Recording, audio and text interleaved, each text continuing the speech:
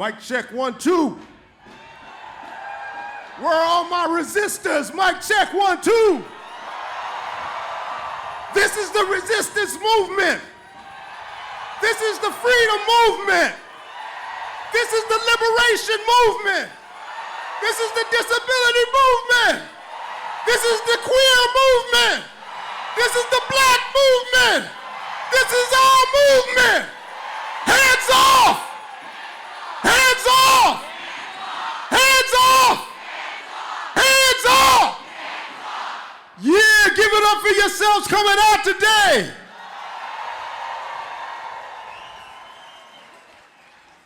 So I need y'all to help me out. For those who don't know, my name is Rasan Hall. I'm the president and CEO of the Urban League of Eastern Massachusetts, and I'm your co-MC for today. But I got to do a sign check real quick. Y'all got some dope signs out here. Love is resistance. Keep your hands off my democracy. Beware of Doge. Bad Doge get put down. Ooh, yeah. Stop the coup. Hands off Palestine. Dump tyrant Trump. It's not right or left, it's right or wrong. There's one I'm looking for, I can't see it right now, but it said you can't spell hatred without red hat. So we've got some amazing speakers who are going to speak to this moment that we find ourselves in right now. This resistance moment, but also this moment of casting a vision of a world that not just that we want to live in, but that we will live in, because we will do it when we band together and tell this administration hands off. So you all say hands off. Hands off. Social Security, hands off. Unions, hands off. Hands off. Collective bargaining, hands off. Hands off. Free speech, hands off. Hands off. Schools, hands off. Hands off Massachusetts. So I want to welcome to the stage Jaya Saviti from API CAN. Did I say it correctly? How I say it? So I'm particular about name pronunciation because my name is Rasan and people always call me Rashawn. That's not my name. So Jaya Savita from API CAN. Give it up, make some noise. Thank you so much. Hi Massachusetts, hi Boston. My name is Jaya Savita. I'm a woman of color, a lifelong Bostonian, and the proud daughter of Indian immigrants. I'm here representing API's CAN, a statewide network amplifying the voices of Asian American and Pacific Islanders across the Commonwealth. Together with our partners at the Luce Immigrant Justice Network, we're building people power to keep all of our communities safe. I stand here on behalf of the AAPI and immigrant communities, united in our shared vision and shared values, commitment to advocacy and working class solidarity. Okay, I would not be here if not for immigration. Can you all hear me in the back? Okay, awesome. My story is shaped by my parents' immigrant story. Today I want to focus on my mom, my amma, who shaped me in so many ways. My mom, who's right over here, came to Cambridge from India in the 1980s. Growing up in Calcutta, she was shaped by the anti-war movements in the US that she read about and the Bangladeshi War for Independence, which she directly experienced. Inspired by academics and activists, she came to the US determined to learn, but also eager to make a difference, and she did. After staying in the US, thanks to a work-related visa, my mom worked and used her work and awareness to support activism, never questioning her place in the movement for justice despite of her immigrant status.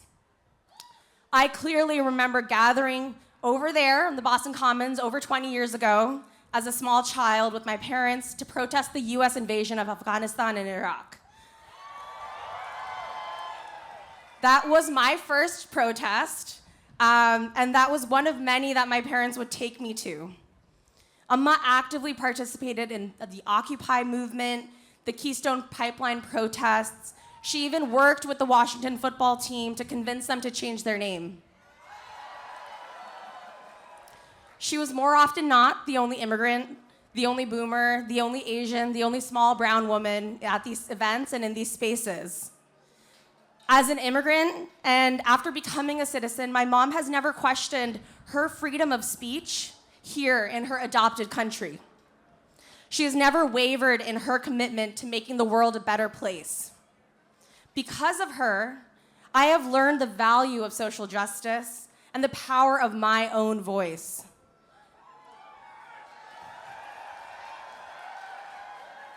As the daughter of immigrants, as a woman, as an Asian American, my voice matters. Our voices matter. My mom shows me every day what it means to be an immigrant, and more importantly, what it means to be American. BIPOC, LGBTQ folks, working class communities, and immigrants have long contributed to the rich tapestry of Massachusetts and this nation. We make this country run. And we won't be scared into silence. We are here to demand our freedom to speak truth to power, regardless of where we were born or what languages we speak. Our struggles are interconnected. Our triumphs are everyone's success. From South Korea to Palestine to here in the US, we are fighting for democracy. And we recognize that an attack on one is an attack on all. So today, we're gathering here to say, hands off our communities. Hands off our future. Thank you. Let's give it up for Jaya Savita from API Can. So I see another sign right here. It says, love is resistance. And I'm reminded of the words of the great Mel King. Love is the question and the answer. Love always wins. Darkness can't drive out darkness, only light can do that. Hatred can't drive out hatred, only love can do that. As I look out on this mass sea of humanity, I see a love of people. I see a love of democracy. I see a love of freedom. I see a love of liberty. And we're here to protect that. And we're here to stand against the attempts to dismantle our democracy. We've got to defend democracy. We've got to demand diversity. And we've got to defeat poverty. And so the next speaker who's coming before you is someone who has done that. He has stood up to defend democracy. He has enacted and fought for legislation that has demanded diversity. And he has showed up on behalf of marginalized and left out communities and pushed for initiatives that will defeat poverty. This man has been our senator in Massachusetts since 2013, and he has served in Congress and been active in politics since 1975. He is one who is pushing for change. Put your hands together for U.S. Senator Ed Markey.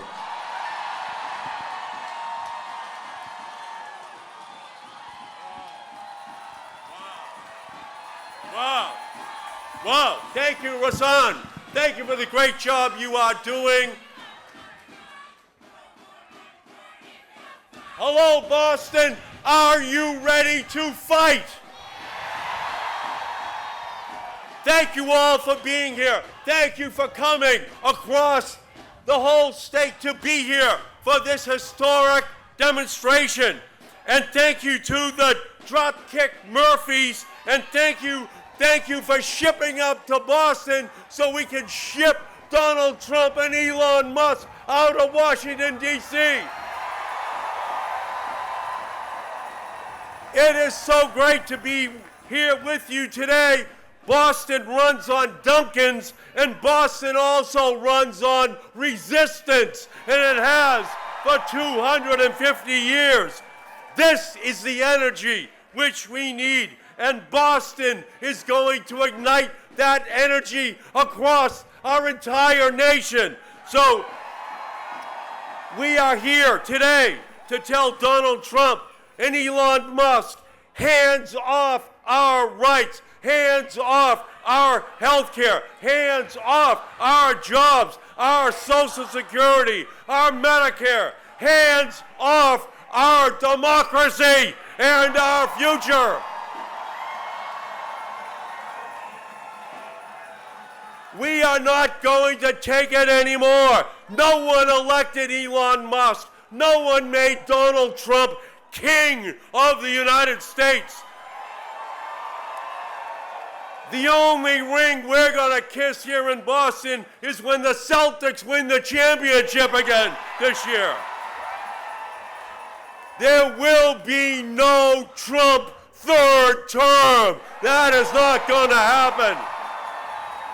This is Massachusetts, and the people call the shots. And that's why Donald Trump is right now targeting us, targeting Massachusetts, our economy, our workers, our way of life, what we believe in. For them, DOGE stands for the Department of Gutting Everything.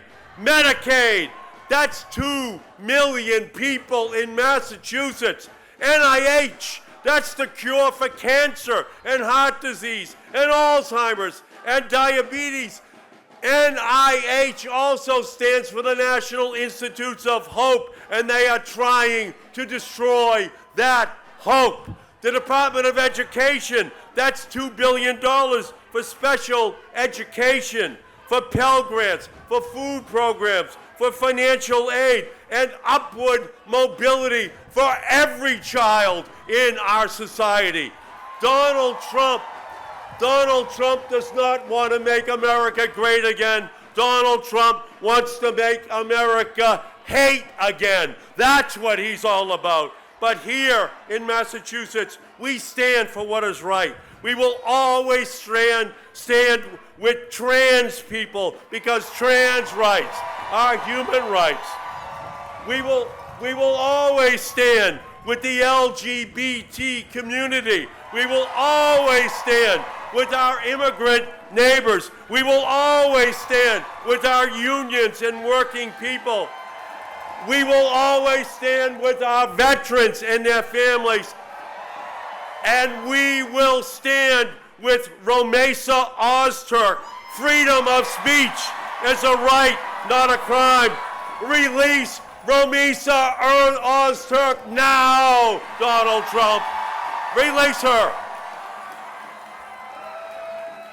Donald Trump seems to think that DEI only stands for defending Elon's interests, but we know it stands for diversity, equity, and inclusion, and that it makes us stronger every day.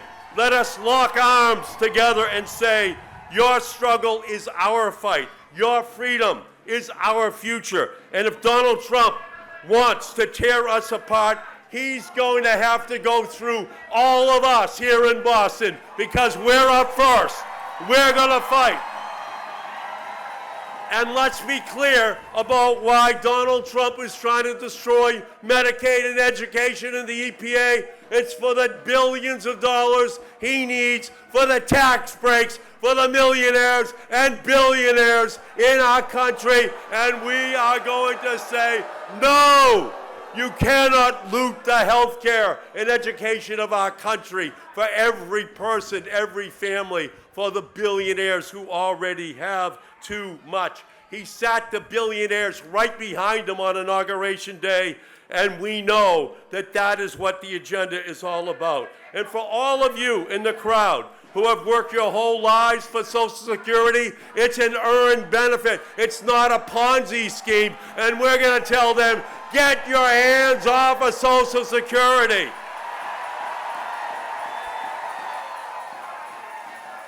And that's why we're telling Donald Trump, hands off of all of these programs. But we need everyone here to be hands-on, fighting for our democracy. So I want to give you all 3 things that we have to do. Number 1, we're going to have to block them in the courts, and we are. Number 2, we've got to help out all across the country, like in Wisconsin that we just won this week, and help elections all across this nation. It's not going to be the fear of God that changes Republicans. It's going to be the fear of voters that are rising up all across this nation. And third, we are just going to have to stand up the way Cory Booker did on his overnight filibuster. Cory Booker was right. We need to shut things down and stop this madness. We have to resist. And that's why I went to the headquarters of the EPA to personally demand that DOJ and Trump stop cutting funding for a livable future, for climate solutions to protect us from the fossil fuel industry. And they had the guards come out and push me out of the building. But we're going to send them a message right back. They cannot stop us. They can't stop a Green New Deal. They can't stop a clean energy revolution. And we will never comply in Boston, never comply with their illegal, unconstitutional violation of rule of law. We do not agonize in Boston. We organize. That is who we are. So all of these techniques are meant to shut us down. But together, we're not going to in any way back down. We're building power today for tomorrow and the day after and the day after until we win. So this is where we are. Are you ready to say, hands off our pocketbooks? No more Trump tax cuts. It's time to make the billionaires pay their fair share. Are you ready to say, hands off our health care?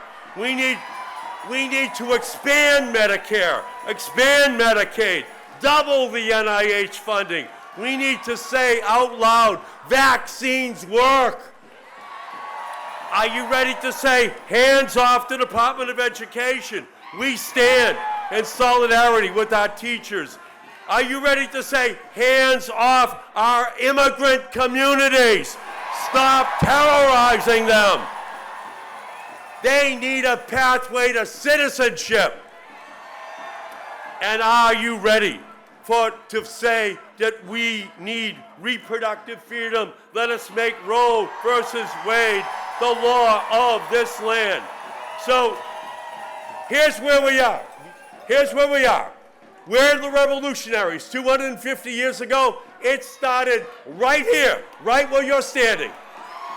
They were knocked down. Were they knocked out? No, they got up, they fought, they won. The abolitionist movement, it started right here. Were they knocked down?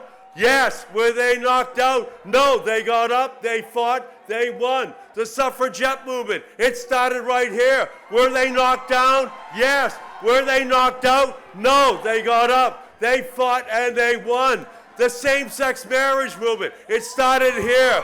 Were they knocked down? Yes. Were they knocked out? No, they got up, they fought, they won. That's who we are. Yeah. They think they're knocking us down. They are not knocking out Massachusetts. They're not knocking out the revolutionary spirit that started right here. Let's get up. This is the time. This is the place. You are the people. Let us fight. Are you ready to fight? Let's go and get it done. Let's fight. Senator Ed Markey. Thank you. Thank you. Let's go. Thank you. Let's go. Let's go. Let's go. Let's go. Hands off. Hands off. Hands off education. Hands off Social Security. Hands off Medicaid. All right, quick housekeeping. There's plenty of room to my right, your left. So if you are able, please make your way over there. Plenty of room, plenty good room, plenty good room, plenty good room in the City Hall Plaza. Give it up for my co-MC, the Reverend Mariama White-Hammond. All right, y'all. So we're gonna make sure that folks speak up. We heard from folks in the back that they cannot fully hear. But isn't that a good problem to have? That there are so many of us standing strong, standing together, that we gotta speak a little bit louder. But I don't think that's a problem, because I think you all showed up here because we want to be so loud they can hear it all the way in Washington, D.C.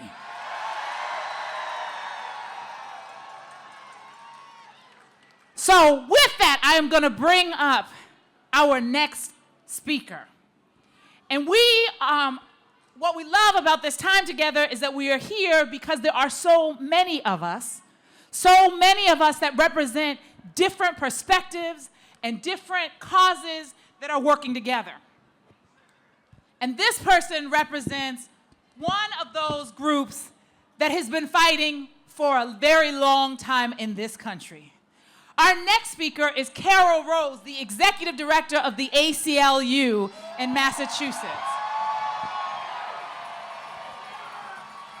Hello, Massachusetts! Woo! I'm Carol Rose, and I am the Executive Director at the ACLU of Massachusetts, and I am grateful to all of you who are showing up for democracy. Thank you. 250 years ago, the good people of Massachusetts showed up, and they told a tyrant king, hands off. And now it's our turn, and history calls us again to action. Now it's our time. And together we say, hands off. Hands off. Our bodies, hands off. Hands. Our personal data, hands off. Our immigrant neighbors, we say, hands off. Our federal workers, we say, hands off. Our students and our teachers, our schools and universities, we say, hands off. Social Security, we say, hands off. Hands off. Our Constitution, we say, hands off. Hands off. You know, courage is contagious. Look at you, we have strength in numbers. And we just saw it this week in Wisconsin, where people power proved stronger than a billionaire's bribe.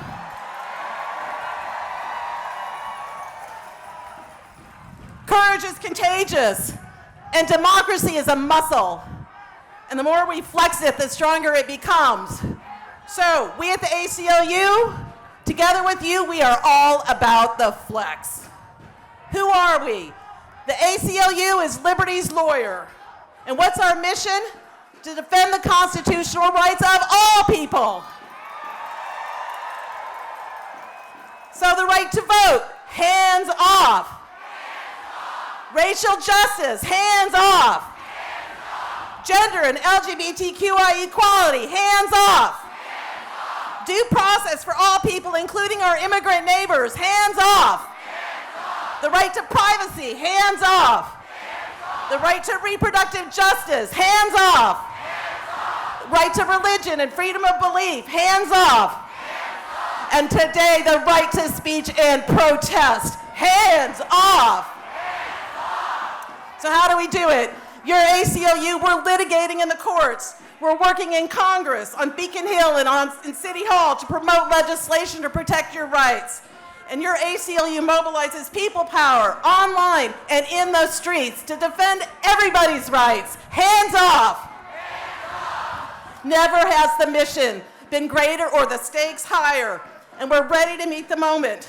Together with states' attorneys general, including our wonderful Attorney General, Andrea Joy Campbell, yay, labor unions, and other civil rights groups, the ACLU has filed more than a quarter of the 150 cases challenging the Trump administration's illegal and unconstitutional executive orders. Starting here in Massachusetts on day one, your ACLU filed a challenge to the executive order to end birthright citizenship, which is clearly unconstitutional as well as cruel. Then we sued again. We sued again on day one to stop efforts to erase transgender people by denying them travel documents like passports. And then we sued again the Department of Education over its unlawful attacks on teachers who simply want to teach lessons about race and history, literature and science. You know, the ACLU believes in science. Yeah. And that's why we sued on behalf of doctors whose patient safety publications were erased for ideological reasons. Then we sued on behalf of researchers whose NIH grants were abruptly canceled for ideological reasons. And just this week, ACLU lawyers were in court on behalf of Rumeysa Ozturk, the graduate student at Tufts. Yeah, Rumeysa. And we've all seen the video of what happened to Rumeysa, and it shocks the conscience. She was walking down the street in Somerville when she was approached and surrounded by 6 plainclothes officers wearing hoods and masks. They stripped her of her cell phone and her backpack. They handcuffed her, and they took her into custody for shame. Shame, shame, shame, shame, shame.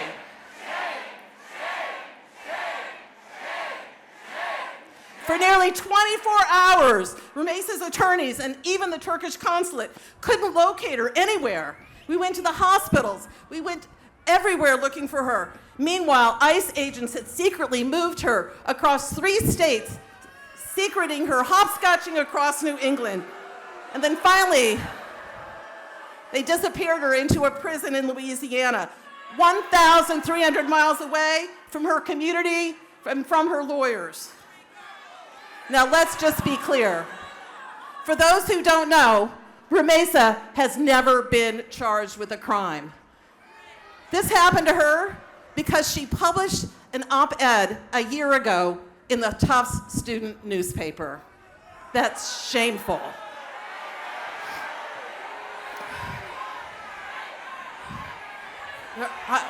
Bring her home. Bring her home. Bring her home. Bring her home. Bring her home. Bring her home. That's right. So we at the ACLU, you know what we did? We sent in our lawyers. And we sent in on her behalf. And I am happy to report some good news here today.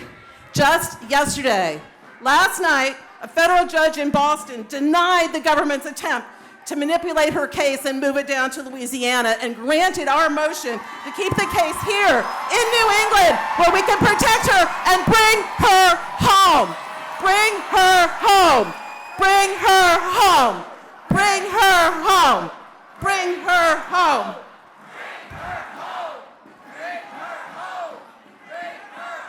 The ACLU will continue to fight to set Rumeysa free and bring her home and to defend the constitutional rights of all people. And just remember this, defending democracy requires everyone, not just the lawyers and the elected officials, but every freedom-loving person to speak out against tyranny and injustice, like all of you are here today. Thank you for that. It's an all-hands-on-deck moment, and there's much to do. So sign up. Join the groups that are out here who organized us here today. Choose community over chaos. Don't agonize, organize, and don't give up. Show up like you have today. Because courage is contagious. We have the strength in numbers, and it's time to flex. Join me again. Hands off. Our bodies. Hands off. Our data. Hands off. Our neighbors. Hands off. Our workers, hands off.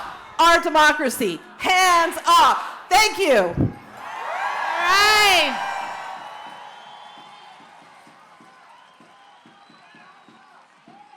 All right. So our next speaker is Reggie Alkowitz, who is the Civic Engagement Coordinator for the North American Indian Center of Boston, which is the oldest urban Indian center in Massachusetts. Their mission is to empower the Native American community with the goals of improving the quality of life for indigenous people. We welcome Reggie.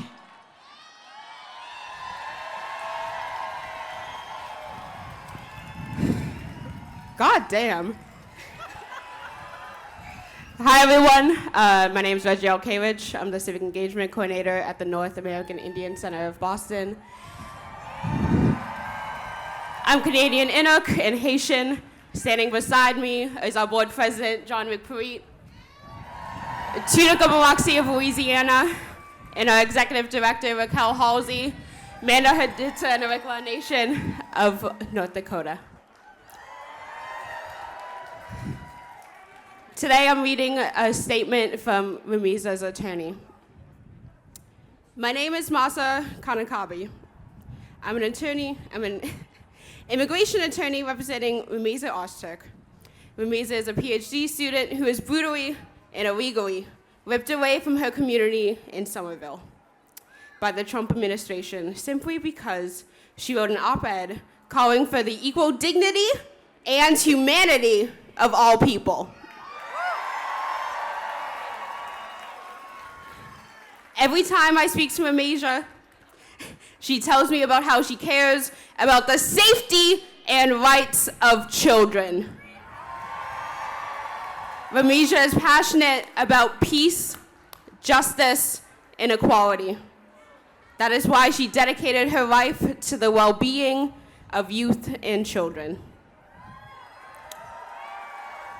Right now, Palestinian children in Gaza are being killed every single day by the Israeli military. Thousands of children in Gaza will never walk again. Tens of thousands will never see their parents again. An entire generation of Palestinian children, or how many? Of Palestinian children are traumatized every day by this genocide. Call it what it is, a genocide. Children should be safe at home with their families, not buried under rubble. Rumiza is sitting in ICE detention right now. Thank you to that sign. Tea is in the harbor, all we need is ice. Because she spoke out for human rights in an op-ed. Rumiza did what we teach all people in America to do in the face of injustice. She spoke up. She spoke up. She spoke up. She used her right to free speech to advocate against human rights abuses. The Trump administration wants to censor and silence anyone who cares about equal rights of Palestinians. This is unconstitutional, it's immoral, and it's wrong. It threatens the safety of everyone in the United States. Today it's Rumiza and other students bravely speaking up for Palestinian rights. Tomorrow it could be anyone who speaks up for LGBTQIA2S rights, climate change, reproductive rights, or against this government. This has to stop now. As Americans, we need to all come together to stand up to the Trump administration's attacks on our freedom and our legal system. To the brave students, to our immigrant brothers and sisters, to the people of Palestine, we are with you, and we will continue to fight for all of our shared freedom and dignity. Thank you.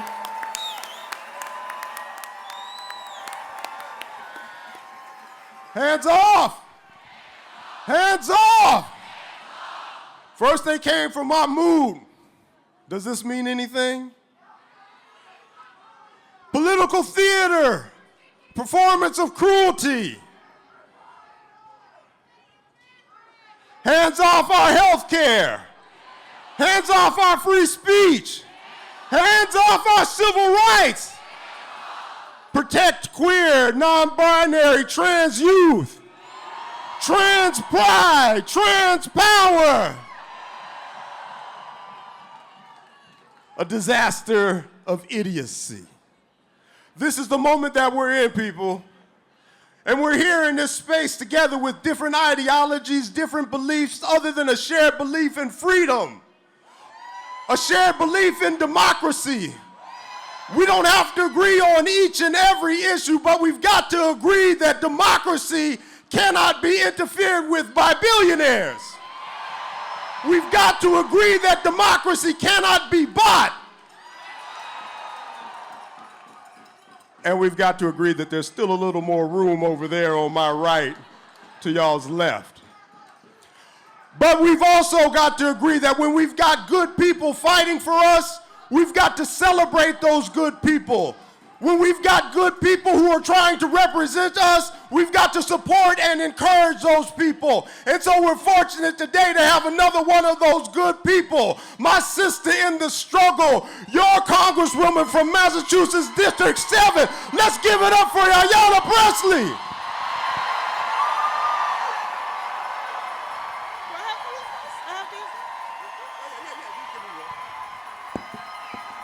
Oh my goodness. Hey! Hello, movement family!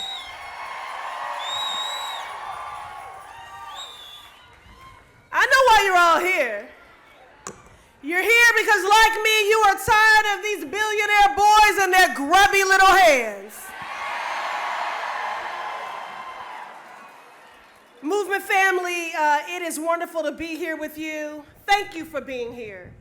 You could have been anywhere else today, but you chose to be here because you recognize that we are one human family and our freedoms and our destinies are tied. You are a beautiful sight to behold, and you affirm that the power of the people has always been greater than the people in power.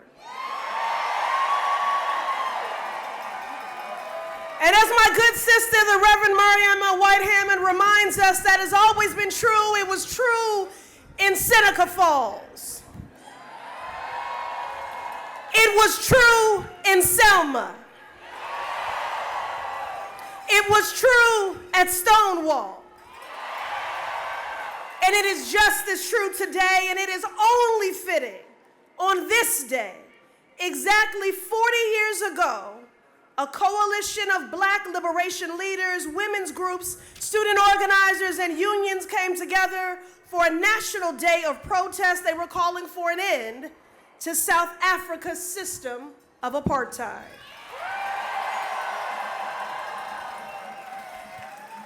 A system that disappeared political dissidents, suppressed free speech, and divided a nation. Sound familiar? The same system that made millions for a South African segregationist by the name of Elon Musk. Oh yeah, he gets it honest. The same system that produced the world's richest white supremacist, a Nazi Nepo baby, Elon Musk. You see, history has a way of repeating itself. And that's why we need to take heed to what the past has taught us. That opposition outworked, outorganized, and outlasted those in power until the apartheid regime came crashing down. And that's why we're all here today, to resist and to reject the cruel and dark vision that Donald Trump has for this country, that he has for our country. You know, the reason Donald Trump and his sycophants have a campaign against being woke, the reason they're anti-woke is because they want you to stay asleep. They want you to be ignorant. They want you to be indifferent. They want you to be inactive. But you're all here because we are going to match their energy. This is an unprecedented moment, a constitutional crisis that we will meet with unprecedented organizing, mobilizing, agitating. This is our chapter of the civil rights movement, which we are still very much in. Look around. The great Coretta Scott King reminds us that freedom is never really won. We must earn it and win it in every generation.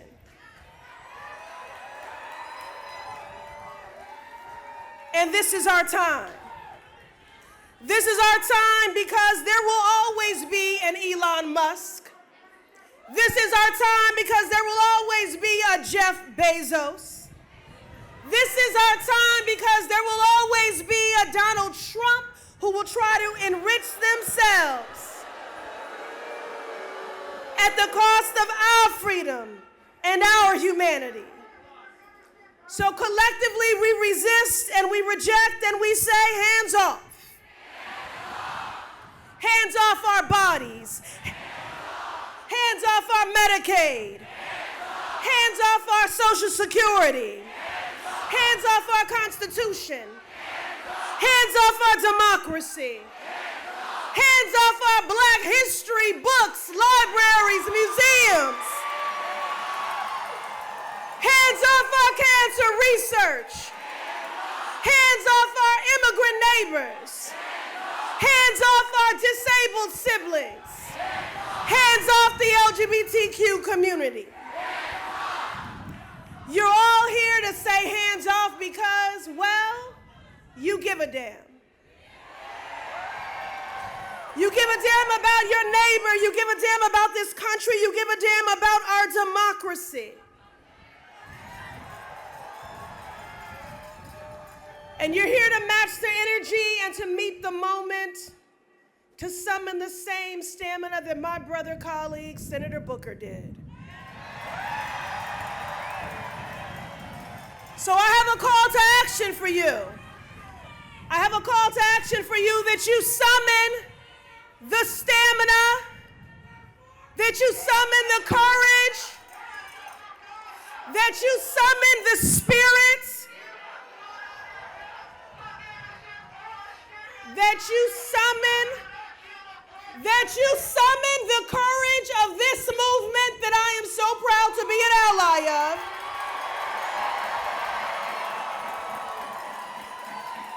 That we center the dignity and the humanity of all people. We welcome all voices, especially when they're dissenting, because the people here believe in free speech.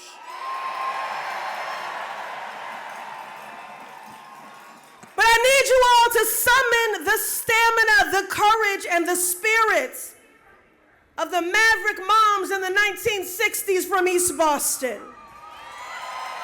I need you to summon the stamina, the courage, and the spirit of Mel King and the activists in the 1960s at Tent City in the South End. I need you to summon the stamina, the courage, and the spirit of Dr. King on April 22nd when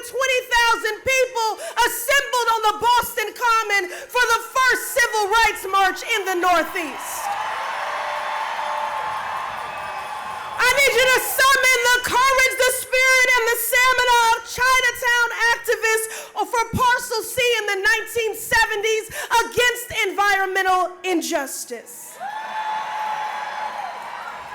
I need you to summon the stamina, the spirit, and the courage of those activists in the 1970s of Jamaica Plain and Roxbury to stop the highway and wake up the earth.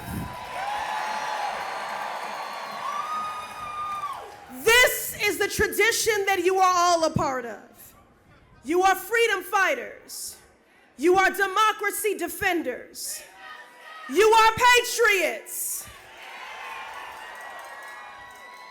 So when you go home today, roll up your sleeves and ask yourself, what's next? Because that is how we win this, and I'll close with the words of a sister, movement sister who recently transitioned, the great Cecile Richards of Planned Parenthood. While she was in the midst of her cancer battle, she was still fighting. And people asked, Cecile, what are you doing here? You in the fight of your life. And she countered, because one day the question will be asked, when everything was at stake for the country, what did you do? And the only acceptable answer will be, everything that I could. I love you, movement family. Let's give it up for Congresswoman Ayanna Pressley. Hands off our people. Hands off reproductive freedom. Hands off Gaza. Hands off trans bodies. Hands off democracy. You know, the reality is that there's some real pain that we're feeling in this community. Where are my educators at? Schools are under attack. Where are my scientists at? Science is under attack. Where are my social workers at? Where are my community organizers at? Where are my people who stay home and take care of their kids at? All of this and all of our experiences are under attack, and we cannot sit in silence. And we cannot let this government control us, because we have the power. And if they can't hear it, we'll say it louder. They can't control us. We have the power. If they can't hear it, we'll say it louder. They can't control us. We have the power. If they can't hear it, we'll say it louder. They can't control us. We have the power. If they can't hear us, we'll say it louder. So loud it resonates all the way down to Washington, D.C., where our next speaker showed up in front of Congress and gave them what for.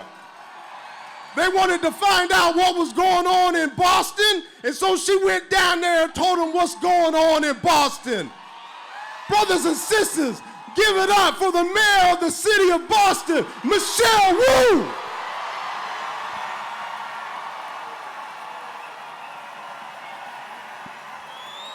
Hello, Boston!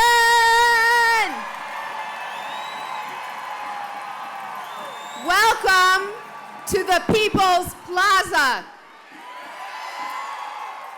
I want to thank you all for being here. I want to thank the organizers of this event. Thank you to the ACLU, the League of Women Voters, Planned Parenthood Action Fund, Indivisible, and more than 200 other organizations for organizing this rally in Boston and rallies in more than 1,000 cities all across the country. We are here today to send a clear message that we will not sit by while Donald Trump and his billionaire friends dismantle the protections that our families count on. Hands off Boston. Our seniors, our veterans, our disabled residents, immigrants, queer and trans communities are not your target. Hands off Boston. Boston is and always will be a home for everyone. And the Trump administration is focused on our city for one simple reason. We stand for everything that they seek to tear down. They use the government to try to dismantle healthcare. We invest in the public good. We save lives and do research for patients all across the country. They are cutting and slashing jobs, serving every kind of community. We lift up our public workers. Our city teams are working every day, so Boston remains the safest major city in the country, and every family, every resident, every community has the supports they need. They use the government to tear down our education system. We invest in a high-quality education for all our young people and build up free universal pre-K, early college for every student. They're trying to tear down our colleges and universities. Well, Boston is home to the greatest universities on the planet. And we will stand up for the Constitution and for free speech. They use the government to try and drive us apart, to sow fear and hate, where we are building trust and community. We are the safest major city in the country because we are safe for everyone. Last month, I went down to DC because Trump's Congress wanted to make an example of Boston. It might have been my voice in the microphone that day, but it was all of Boston who gave Congress their answer. This is our city.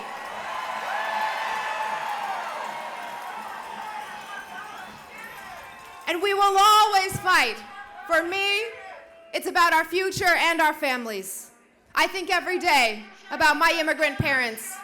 My parents' story is America's story, and the story of hundreds of thousands of people across this city and country. They came here to leave challenging circumstances. They strived with grit, worked hard to build a better life for the next generation. I'm here today standing on the shoulders of my mom and dad and so many who came before. And alongside our elders, this is about our kids. My two boys, our new baby girl, Mira, and all of our kids. This is about the world we want them to grow up in. I refuse to accept that my kids and all our kids could grow up in a world where threats and intimidation are the tactics that the president uses to get his way. Hands off, Boston. I refuse to accept that they could grow up in a world where diversity and equality are constantly under assault. Hands off, Boston. I refuse to accept that they could grow up in a world where immigrants, like their grandma and grandpa, are automatically presumed to be criminals. Hands off, Boston. We know who we are. We need each other, and the country needs Boston right now. Boston has never and will never back down to bullies. This is our city, and you will not break us. Thank you, Boston, for being here today, and let's stay in the fight.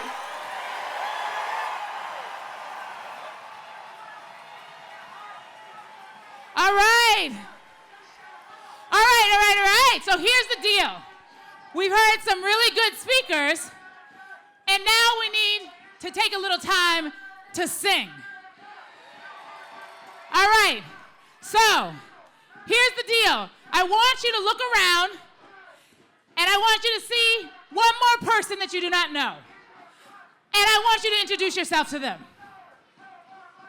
And I want you to tell them the first concert or live music that you went to that really spoke to you. So share really quickly, live music, concert, a song that really spoke to you. All right? So go ahead. Okay. So now, guys, we have Be Vocal, which is coming to join us. Be Vocal is a new choir that was formed. Oh, no, this is it now. Be Vocal is a new choir that has been formed to help lead music and song. Now, there's about 80 of them up on stage.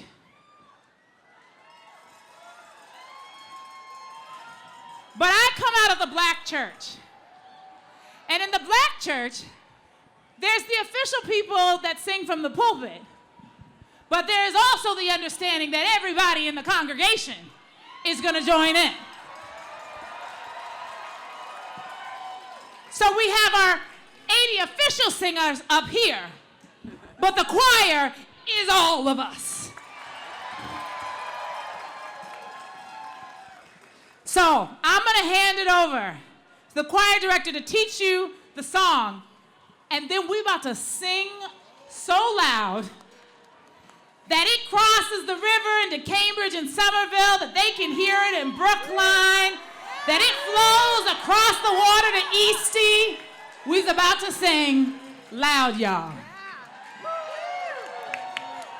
So a lot of you know the song, We Shall Not Be Moved. We've changed the words. We shall not be ruled. Just like a free people standing united, we shall not be ruled. And here's how it goes.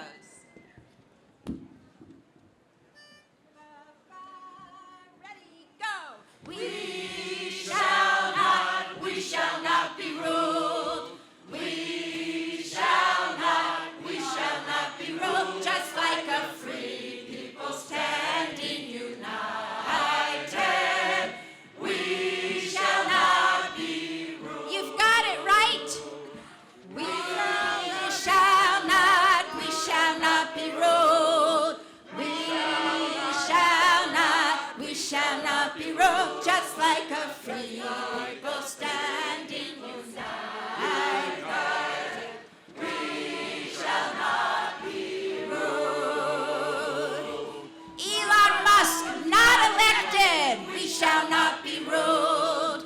Musk was not elected. We shall not be ruled. Just like a free people standing united. We shall not be ruled. Donald Trump is not a king. We shall not be ruled. Sing it. Donald Trump is not a king. We shall not be ruled. Just like a free people standing united. We shall not be ruled. Everybody, we shall not be ruled. We shall not be ruled. Just like a free people standing. We shall not be ruled. Down with Doge, up with people. We shall not be ruled. Down with Doge, up with people. We shall not be ruled. Just like a free people standing. We shall not be ruled. Protecting our democracy. We shall not be ruled. Protecting our democracy. We shall not be ruled. Just like a free people standing united. We shall not be ruled. Last time, everybody. We shall not be ruled. We shall not be ruled. Just like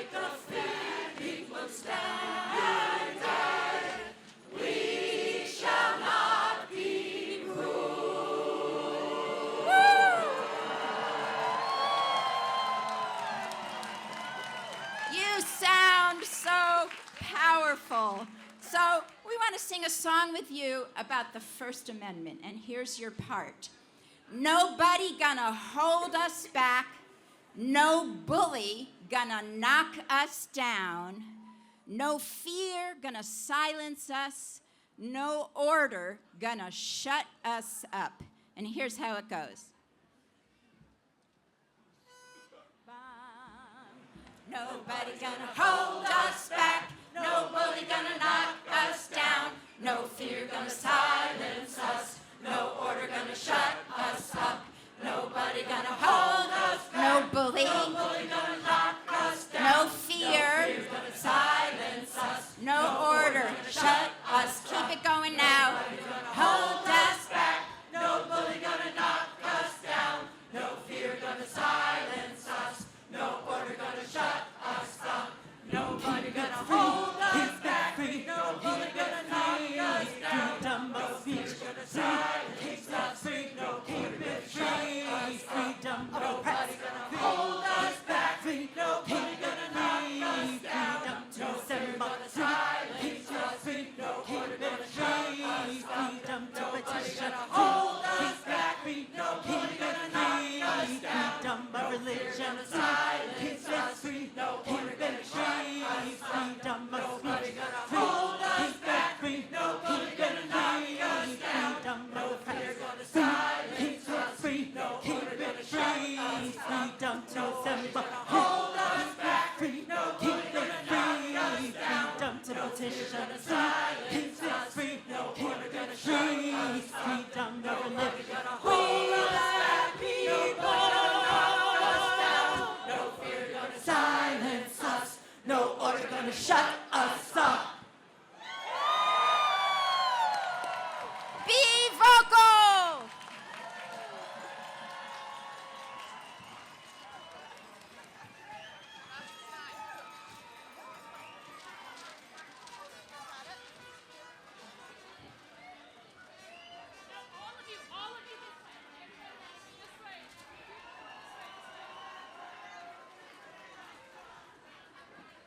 Okay.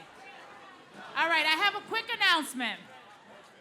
So we have a child that's gotten separated from her family. So, Elizabeth, if you are here, your sister Charlotte is waiting for you at the bandstand. However, if you are close to the stage, I want you to come and find Claire, who, as you can see, is wearing really bright yellow. We are going to get you back to your sister, all right? So Elizabeth, if you can hear me and you don't know how to find your sister Charlotte, make your way up here to the stage and we will get you to her. She is waiting for you at the bandstand, all right?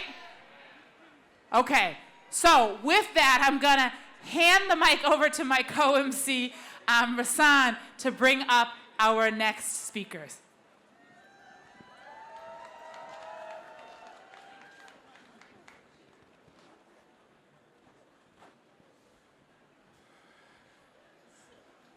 If you could see what I see from here, and what I see is organizations that receive federal funding that are in jeopardy. What I see are people who have volunteered in other nations and served in other nations, and that work is in jeopardy. What I see is people who are living in this community and contributing in this community and are being disappeared without due process. What I see is people who care about death and destruction and violence in other parts of the world, particularly in Gaza. That's what I said. What I see is a mass of people who said we will not tolerate it anymore. What I see is a mass of people who say dissent is patriotic. What I see is a mass of people that say ain't no power like the power of the people, because the power of the people don't stop. Ain't no power like the power of the people, because the power of the people don't stop. Ain't no power like the power of the people, because the power of the people don't stop. Ain't no power like the power of the people, because the power of the people don't stop. And some of that power of the people comes together through organized labor. Let's give it up for labor. We've got some strong unions here in Massachusetts. We've got some powerful organizers here in Massachusetts. And so our next speakers are coming on behalf of labor. Chrissy Lynch from ACLU. Am I introducing y'all at the same time? And Jessica Tang from AFT Massachusetts. Are we doing it?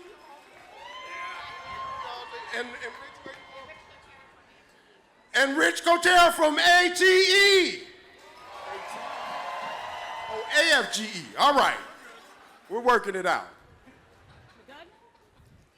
Good afternoon, working class people. I am a proud union woman, and I am here to say, hands off our jobs, hands off our bodies, hands off our services, hands off our democracy.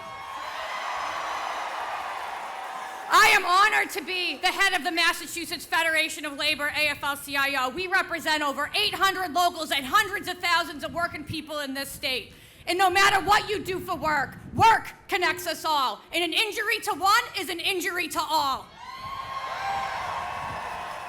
The labor movement unites all the working class around the things we all care about: livable wages, health care, retirement security, respect on the job. All of those things are under assault right now from this Trump-Musk administration.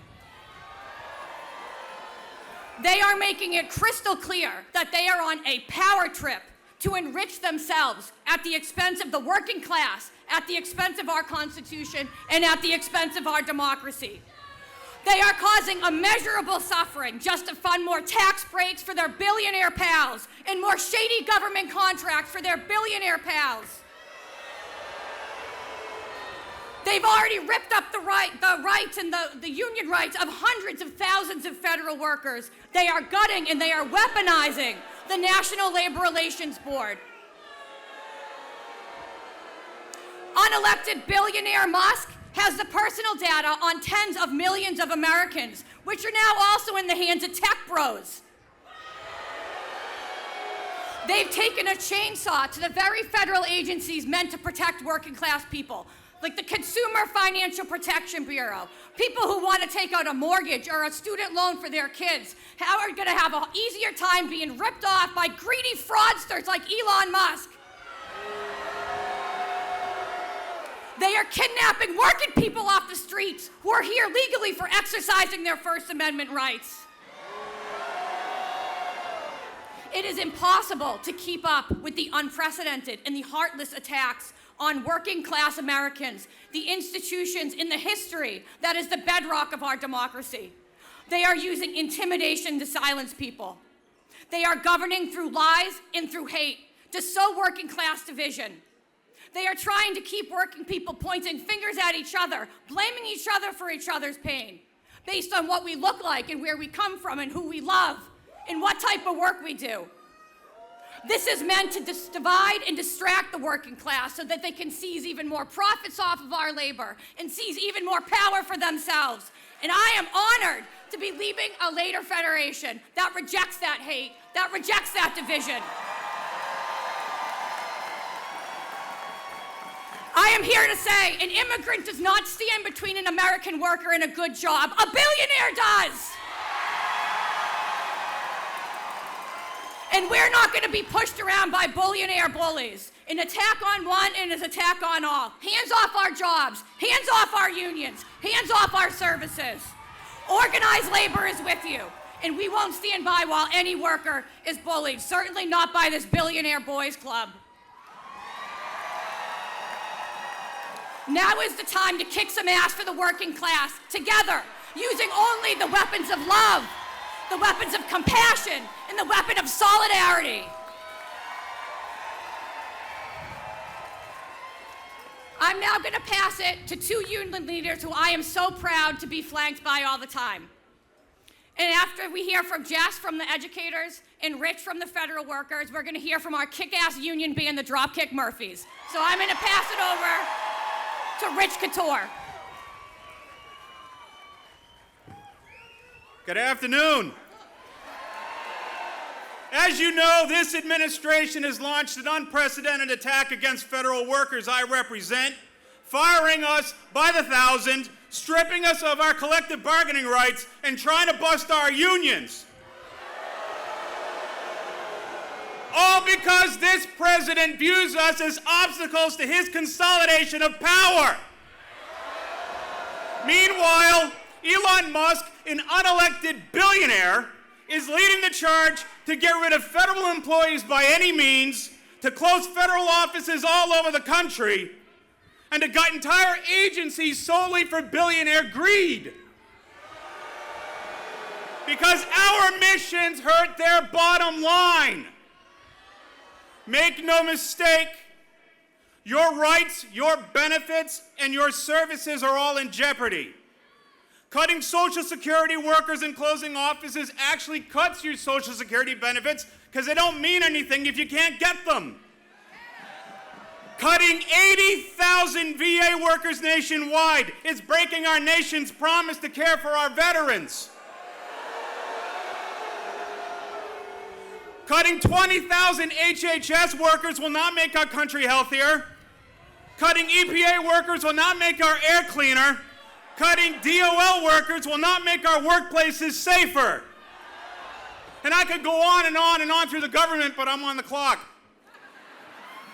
If they prevail, we will go back to a spoil system in which the only qualification to be a federal employee is loyalty to a president. Despite the fact that we all raised our right hands and took an oath to uphold and defend the Constitution of the United States against all enemies, foreign and domestic. Our democracy is at risk, and so are the services that we provide to all of you. AFGE, the labor movement, and groups like the Federal Unionist Network have joined, have joined to save our services and to save our democracy. We need to tell Trump, hands off federal workers. But my friends, it is not enough to defend the status quo. We all know that the system has not worked for working people. The billionaire class is now waging war against the federal civil service, is the same class that has enabled this administration to embark on its war against democracy. They have profited from this system at our expense, and so now we must make a choice.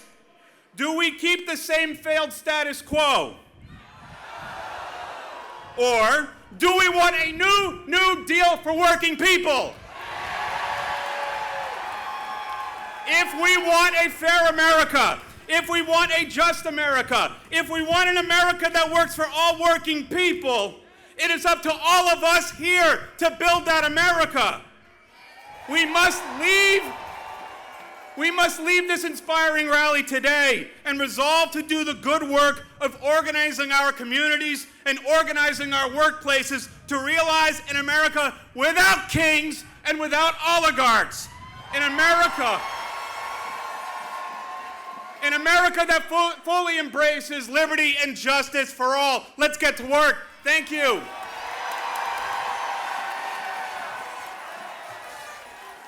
Good afternoon. My name is Jessica Tang, and proud president of the American Federation of Teachers, Massachusetts. Now, what is happening to the federal workers is impacting all of our sectors, and certainly public education as well. The federal workers' fight is our fight too, and our fight is everyone's fight because unions and public education are foundational to our democracy. And so we are here to say hands off our schools, hands off our unions, and hands off our communities. As a teacher and as union leader, we know, again, that solidarity is how we fight back against the bullies. Now, AFG's fight, AFG and our federal workers, their fight is literally our fight, because close to half of the federal workers in the Department of Education have been illegally fired already. Their supports ranging from helping students to get grants and loans for colleges, ensuring students don't face discrimination, and so much more. But it's not just the workers who are supporting our schools that are getting cut, it's the funding itself. Since January 20th, millions of dollars in grants that were already dispersed have been rescinded and canceled.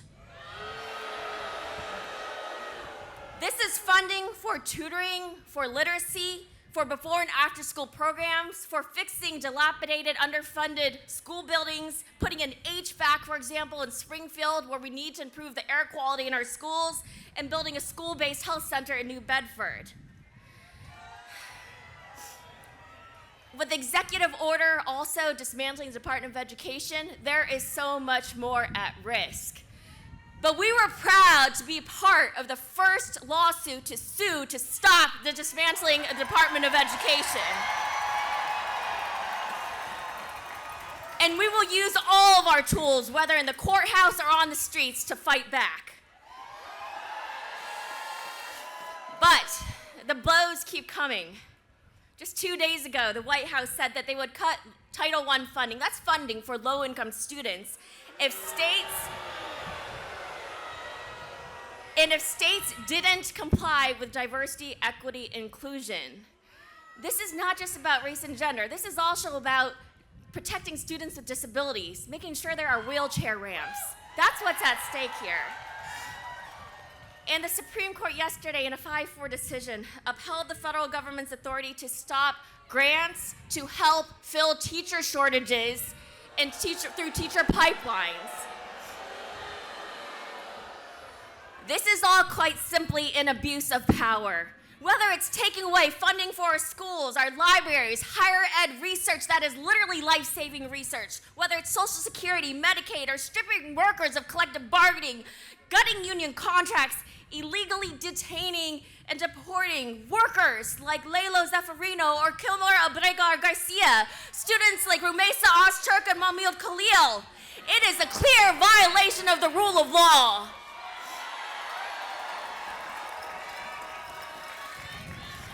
Now this is all a part of the playbook to replace democracy with autocracy. The government is supposed to help everyone have a better life, not just the few at the expense of all, or of many. And the abuse of power is hurting the most vulnerable, including our children and those who have the least. So what we're asking for you today is to continue to show up and continue to have courage. Things will get worse before they get better because authoritarians create chaos and cruelty. And they want us to stay divided, which is why we must stay united in our resistance. In my classroom, I had a poster that read, "If not us, then who? If not now, then when?"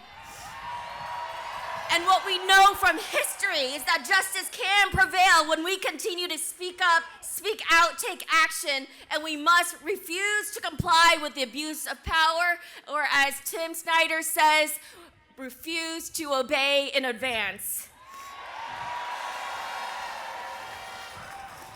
Now, you all are here because you're paying attention to what's happening, but 57% of our Americans get their news by accident. They're not reading the news.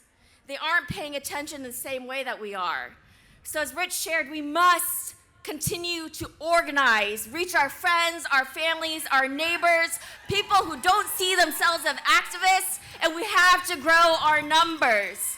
And for many of you, this may be your first rally, and we are so glad that you are here because we need more first-time activists. Today is not the end, but the beginning. So please get active in your union, form a union, join an organization, stay informed, stay involved, and don't lose hope. Each one of us can inspire another, and that is how we build the movement for democracy.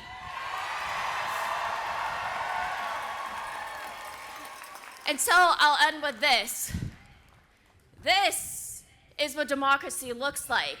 This is what we need to protect. So when I say, show me what democracy looks like, you say, this is what democracy looks like. Show me what democracy looks like. Show me what democracy looks like. Show me, what does democracy look like? Solidarity forever, everyone. Give it up. Give it up for labor. Give it up for our unions. Okay, so quick announcement. So if any of you saw there was a drone going overhead, and that was a little concerning to me, so I want to let you know that drone is connected to us. And I also want to let you know that that drone was able to see all the way down Tremont Street, which is filled with bodies.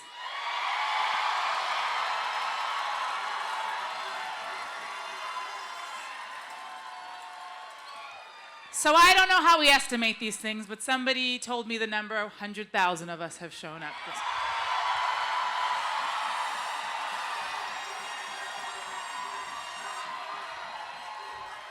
So this is what I also want to do. I want, we've kept saying that there is space over on the right side, and there's a little space here over on the left side. If you can hear me and you are stuck in the street and can't get here, I want you to know that there's still a little space for you. So if there are folks down Tremont Street and you haven't given up, you are welcome to come down, fill it on that left side, fill it in over on this right side. I think some of you know we have a couple more speakers, and then there's this group you may have heard of called the Dropkick Murphys. And so we want to make sure that everybody that came, that pressed their way here in the cold and in the rain, is able to make their way through as best we possibly can. So if you can allow folks to come in, we're going to try to make sure that they are able to see and hear. And with no further ado, I'm going to hand it back to my co-MC to tell you about our last two speakers. All right, y'all. I just want to make a plug, because there's a lot of organizations that have been involved in this event today. We've got 5051. Where y'all at? We've got UU Mass Action. We've got Indivisible Mass.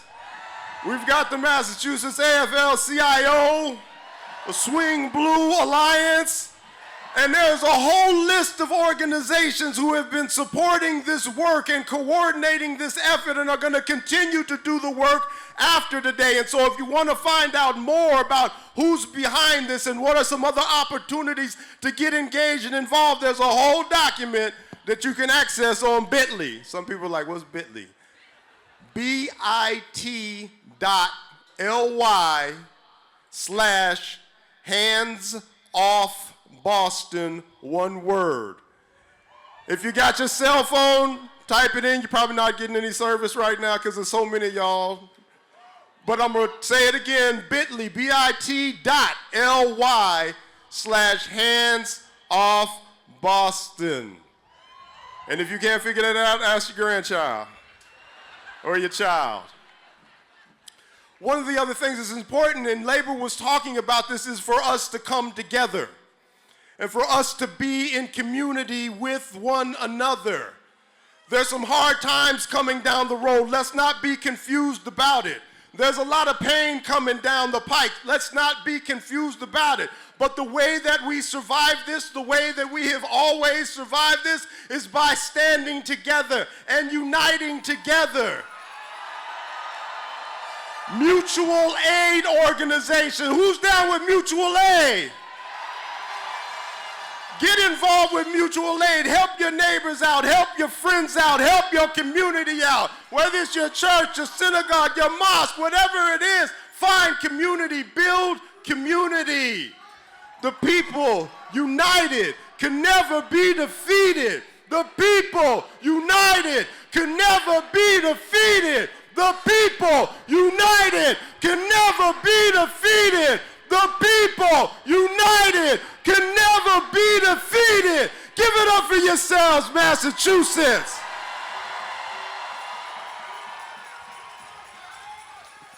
So they say not all heroes wear capes. And that is true. But today we do have a hero who actually wears capes.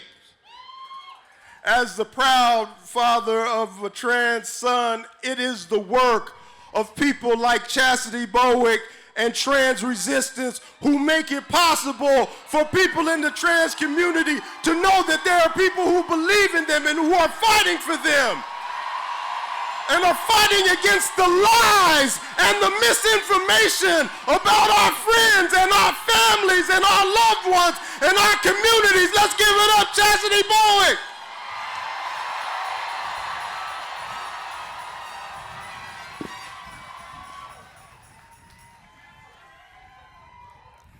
Afternoon, Boston. I often used to sit and think, how did we get here? But the more I thought about it, it didn't matter. The real question is, where do we go from here?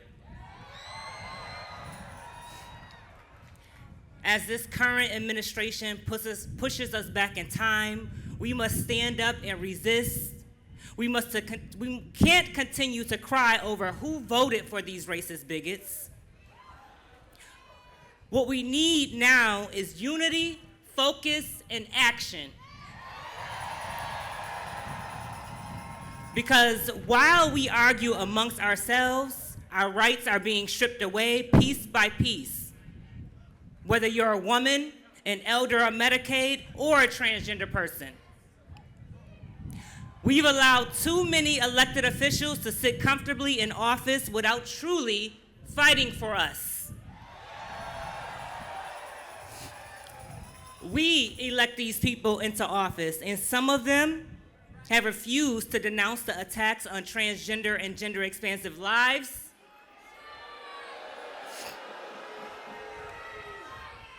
Some of these politicians are staying silent to the fact that there are trans immigrants who fled their country to avoid violence and death for who they are. With that being said, we voted these people into office, and we can vote them out of office. Let's support our marginalized community members who may want to run for office and really have our best interests at heart. It is time to support candidates from our own communities, people who know the stakes, who live the reality, and who will show up when it matters. No more tax dollars for officials who won't speak our names or defend our rights. Their silence says they don't care. As a Black trans woman, I'm used to this country trying to erase me and my people. They have been trying for decades, but we are still here because we stick together and we take care of our community.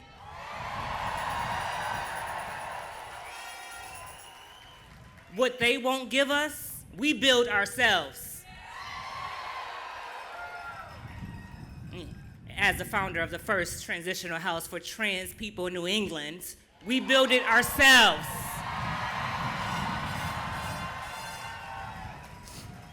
They want this country to stay divided because a divided nation is easier to manipulate one that stands together. We do not have to play into their hands. I urge you all to take a stand against the division and find common grounds with those who may have a different background than you.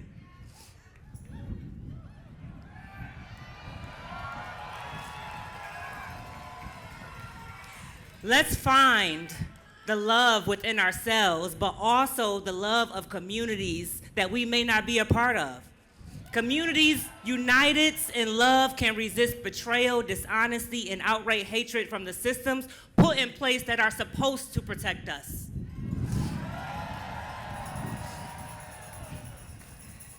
They have always drilled into us that America was the greatest country. They lied. America will be the greatest country when it stops attacking the very people who built it.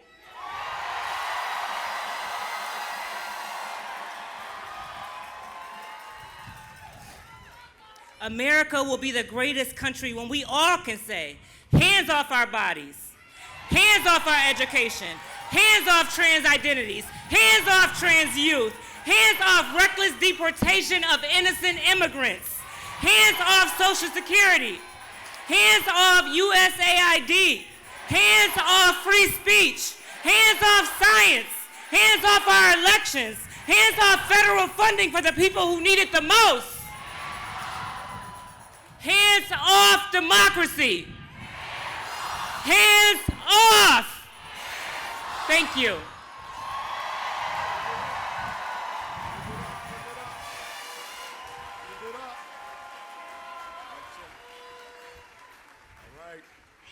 All right, all right, all right.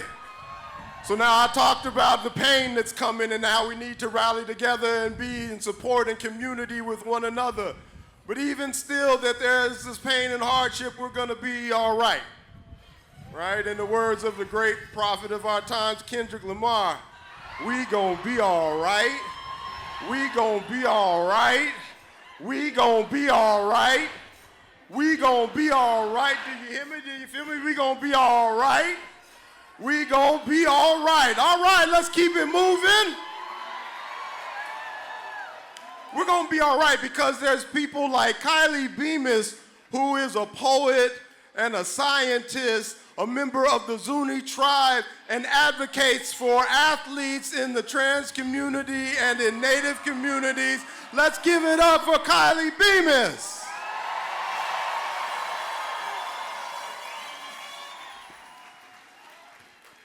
Hello, my friends.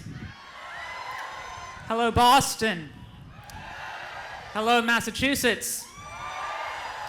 Hello, America. Once upon a time, there was a dream rising from the land of my ancestors, from before this was America. A dream so sacred and so inevitable that even Spanish colonizers and British colonizers could not deny it. A dream that so inspired America's founders, they forged a new nation dedicated to its purpose.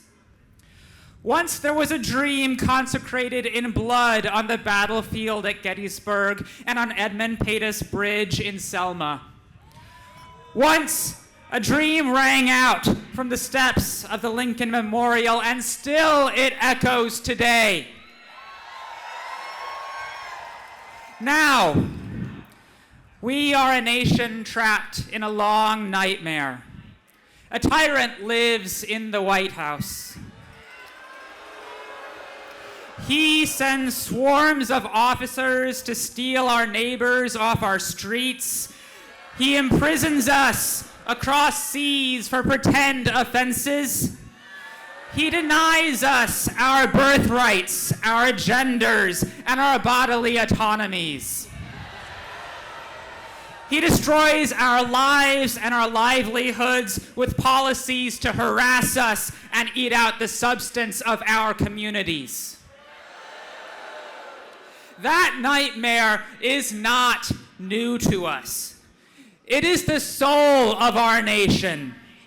It has haunted us since colonization. It has haunted us since we first enslaved one another.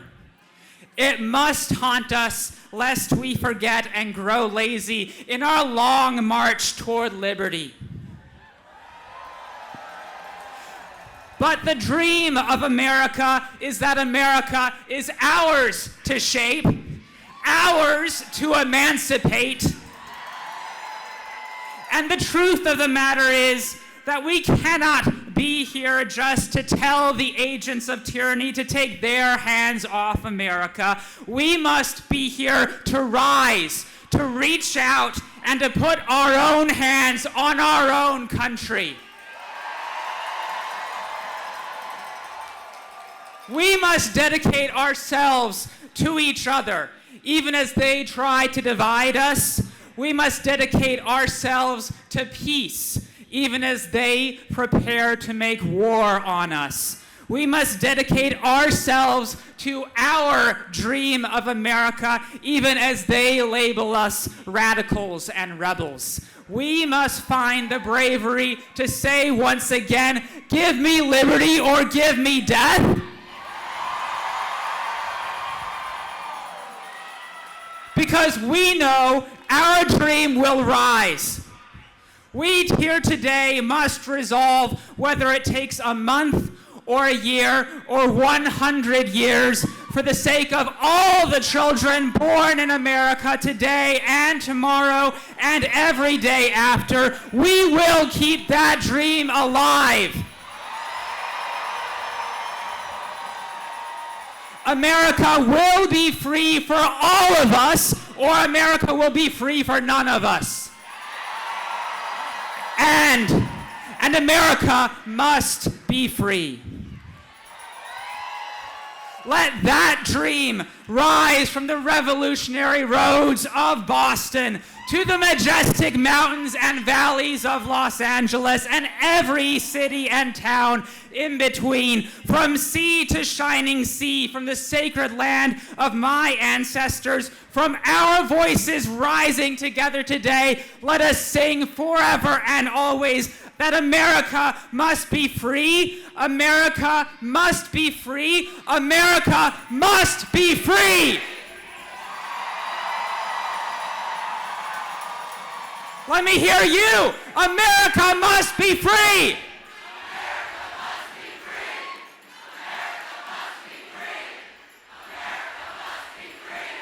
America must be free. Yes. Yes. So, we are about to close by singing and dancing and listening to the Dropkick Murphys. But I want to give a shout out to those folks who have stood up here, who have chosen to be the embodiment of the America that we love. Thank you.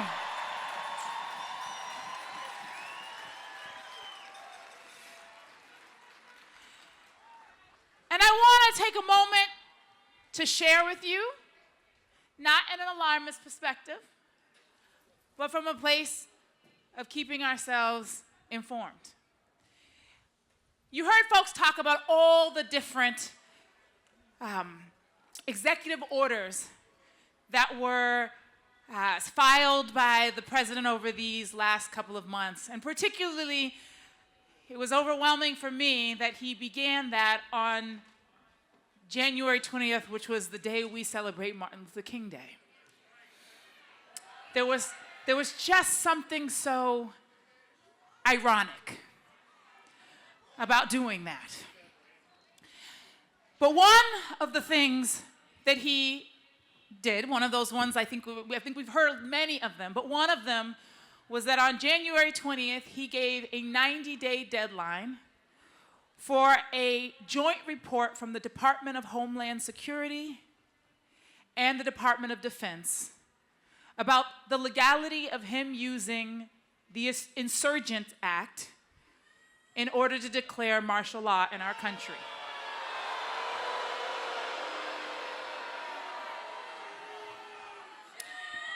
And as some of you know, some of you I've known for a long time, you know that I am a student of history. Because sometimes you don't have to imagine or be innovative. You just need to actually look back and see what has already happened. My dad always used to say to me that you don't always have to learn the hard way. You can learn from those who've gone before you.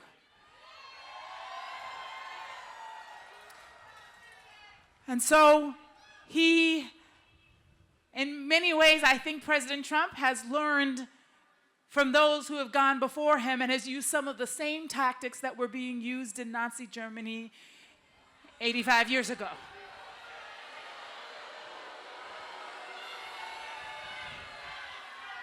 And declaring martial law was one of the ways that this happened. And so, in a deep irony, he wrote this executive order on January 20th, on the day we celebrate Martin Luther King Day, and it's 90 days from that on Easter Sunday. And so, we know that that ruling is coming. And so, I want to lift this up because I know there are many issues that we care about. Many issues. And if martial law is declared in this country, that will be a challenge to every single thing that we care about. And so I want to make sure that we are aware and we are raising our voices around this issue.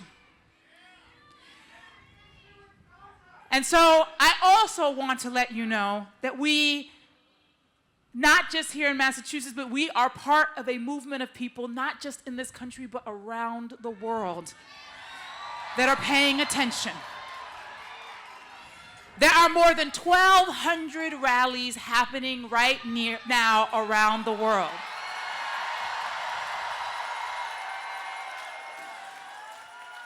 Including in London and across Europe, in some parts of Asia, although it's nighttime there, so I think they're already done. But there are folks all around the world standing with us. And so I want to now welcome to the stage the folks that are helping us to bring a little bit of a soundtrack to this moment. I've been given this list, a couple of folks, the state senators, Jamie Eldridge, Will Brownsberger, James Arena de Rosa, Manny Cruz, Kate Donahue, Rita Mendez, John Moran, and Steve Owens as the elected officials who have RSVP'd and who are here, some of them, we can't see them all. Oh, and then Maura Dolan and Tanisha Sullivan. And then I want to lift up that the names, the people that you will hear next, these guys have lent their music to labor and democracy since they formed their band in Quincy, Massachusetts.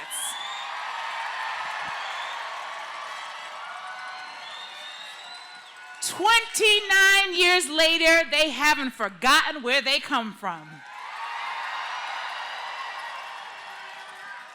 And they're still here to play their music for the people in times of need. Boston, give a round warm of applause for the Dropkick Murphys. Oh!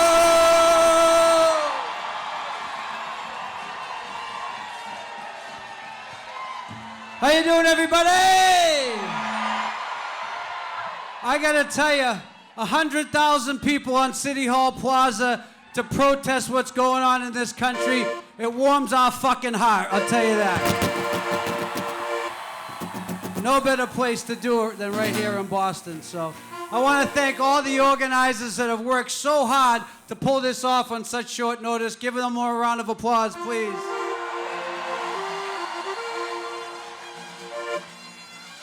So people said, why are the Dropkick Murphys here today? We're here for the people. Why are you here? You're here for the people. Who are we here for? Who are we here for? Who are we here for? Hell yeah! Are you guys all ready to hear a little music? Here's a brand new song about the times we're in right now.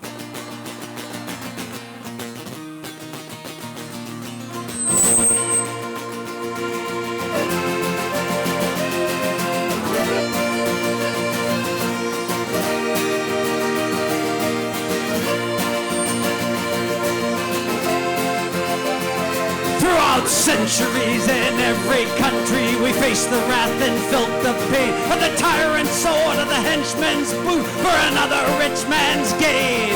In the endless quest for wealth and power, they stomp us down with great disdain beneath the false god's banner and the name of all that's vain.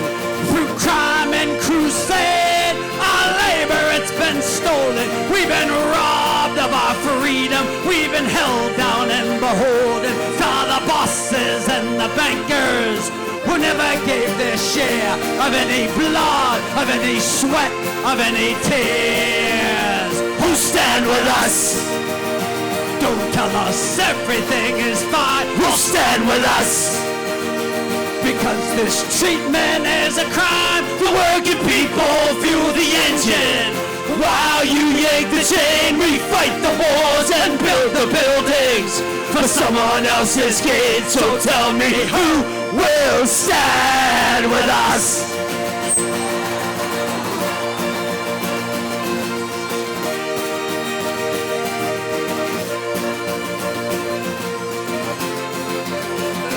And as time rolls on, not a single thing has changed, and the wealth gap's only grown as we all point the blame. We're at the throats of one another, though we share a single fate. And the golden few laugh on and on as we all take the bait. Through crime and crusade, our labor, it's been stolen. We've been robbed of our freedom. We've been held down and beholden to the bosses and the bankers who never gave their share of any blood, of any sweat, of any tears. Who'll stand with us? Don't tell us everything is fine. Who'll stand with us? Because this treatment is a crime. The working people fuel the engine.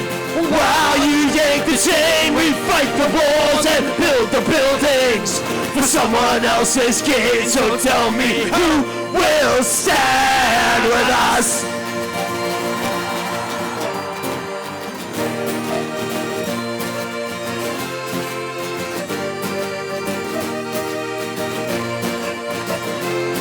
Through crime and crusade, our labor, it's been stolen. We've been robbed of our freedom. We've been held down and beholden. Who'll stand with us? Don't tell us everything is fine. Who'll stand with us? Because this treatment is a crime. The working people fuel the engine. While you yank the chain, we fight the wars and build the buildings for someone else's gain. So tell me, who will stand with us?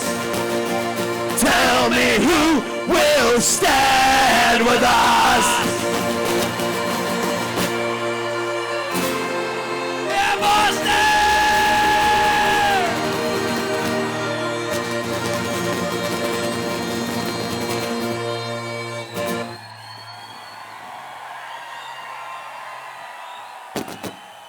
All right. Well, listen, Dropkick Murphys, and I wish so many more bands would be doing it, but we'll dive head first into this fight because that's what we've been doing since we started in 1996. So we want to keep the guy that wants to be a king from accomplishing his goal. We want to keep the guy who wants to be a king from ruining our good name around the rest of the world, from creating his Trump Gaza to creating his fucking Trump mansions in Russia. I don't know what the fuck he wants in the end. But we don't want that shit here. I'm sorry for my language, by the way. I swear. Anyway, here's one that I don't know if we can do any better than the Good Trouble Brass Band, I'll tell you that, but we're gonna do it anyway. Here's an old song from the civil rights movement and the labor movement called Which Side Are You On? And we're gonna need your voices on this one.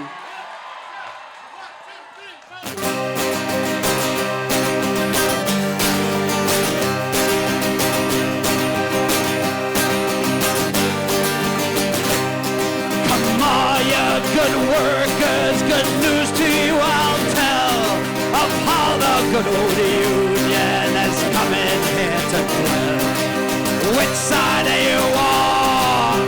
Which side are you on? Which side are you on? Come on! Which side are you on?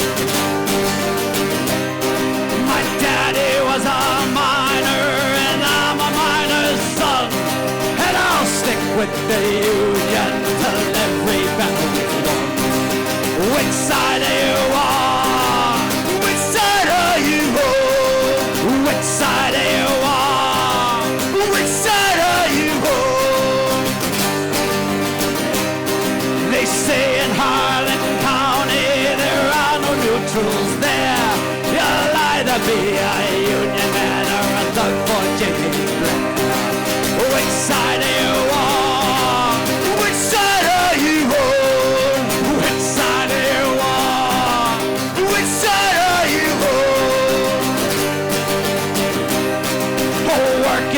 you stand it? Oh, tell me how you can. Will you be a lousy scab or will you be a man? Which side are you on? Which side are you on? Which side are you on? Come on! Which side are you on?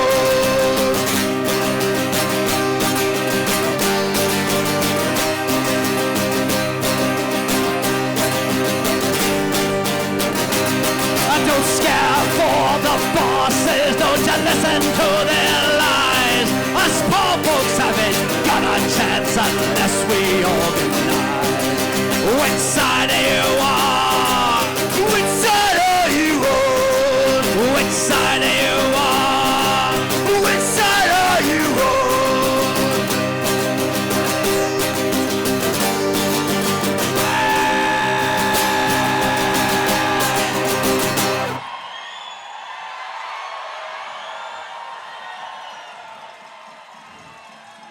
It's so amazing to read all these amazing signs that people made using their voices. God bless you.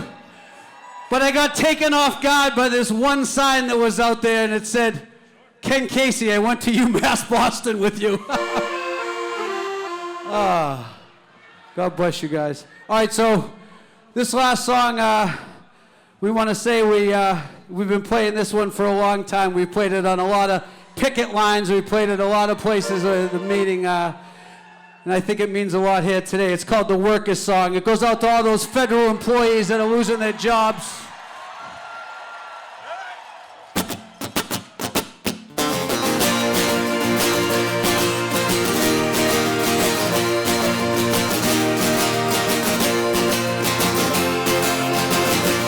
Yeah, this one's for the worker who toils night and day, by hand and by parade, to earn your pay, who for centuries long have for no more than your bread, have bled for your countries and counted your dead.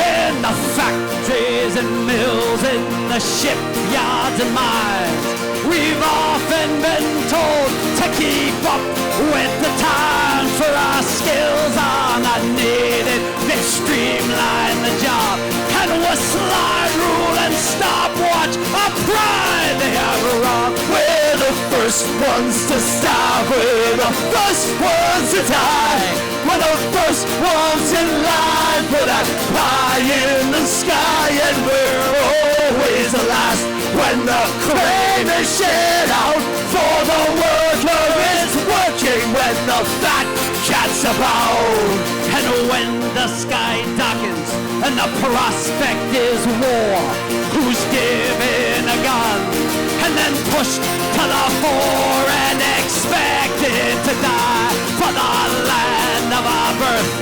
Though we've never owned one lousy handful of earth, we're the first ones to stop, we're the first ones to die, we're the first ones in line for that pie in the sky, and we're always the last when the cream is shed out. For the worker is working when the fat cat's about. Hey!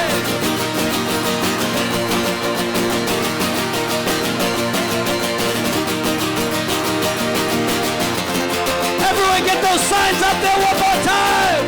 Come on.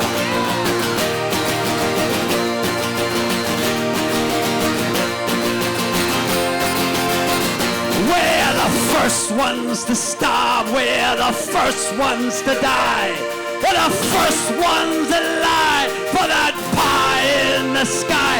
And we're always the last when that cream is shed out.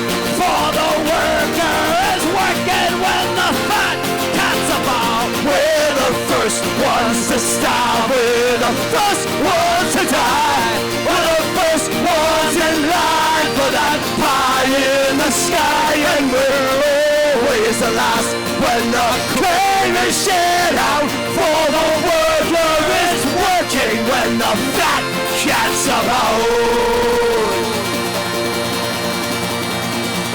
And all of these things the worker has done, from tilling the field to carrying the gun, we've been yoked to the plow since time first began, and always expected to carry the can. Let's go, Boston! Again!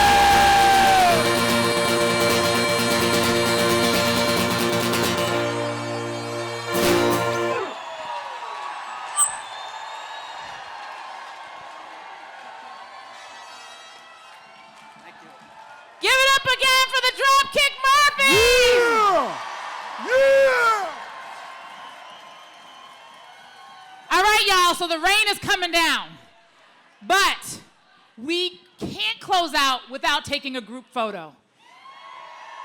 And I'm glad we're gonna show that we are tougher than a little bit of rain. So, all right, here we go.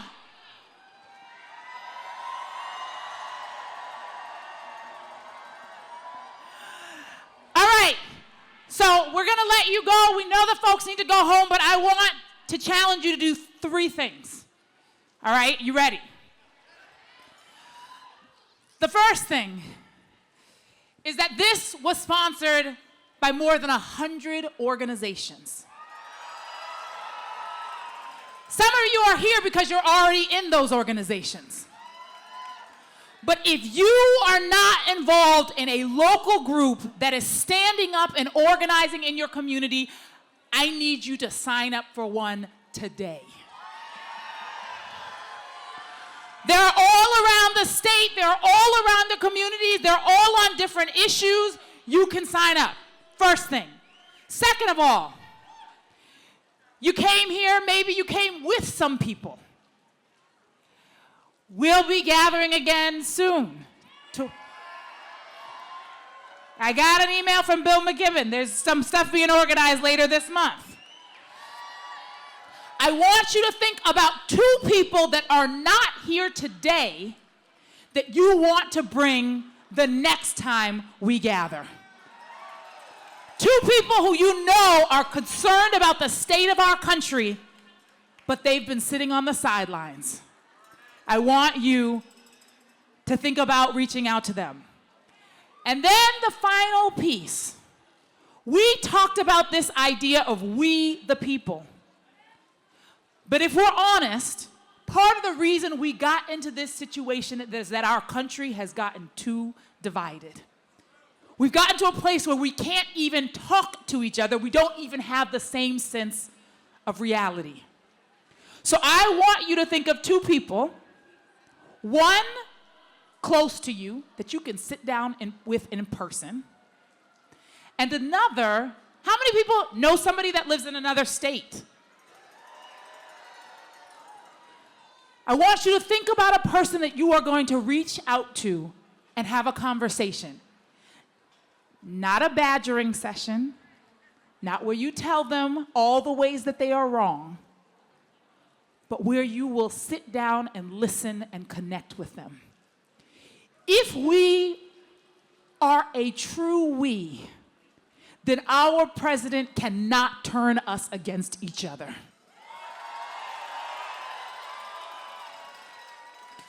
So I'm going to invite you to those 3 actions. Sign up to an organization, choose 2 people that you're bringing out the next time, and then choose 2 people that you don't necessarily agree with that you are going to connect with in these next couple of weeks. That is our call to action. All right, y'all. Mic check, mic check. All right. All right. I got some good news. The little girl that was missing has been found and reconnected. So as we depart, a couple things. Extend grace. There's a lot of y'all out here. Be gracious, be kind. Make room for other people. Let other people go before you. Next thing, clean up. I know some of y'all's mamas raised y'all better than that. Clean up behind yourselves. If you left trash, take it with you. And remember, the people united will never, never, never be defeated. Let's stay united. Let's move in love. Let's build the future that we will see, because they're going to get them to take their hands off of Massachusetts. Hands off. Hands off. Hands off. Peace and blessings, y'all.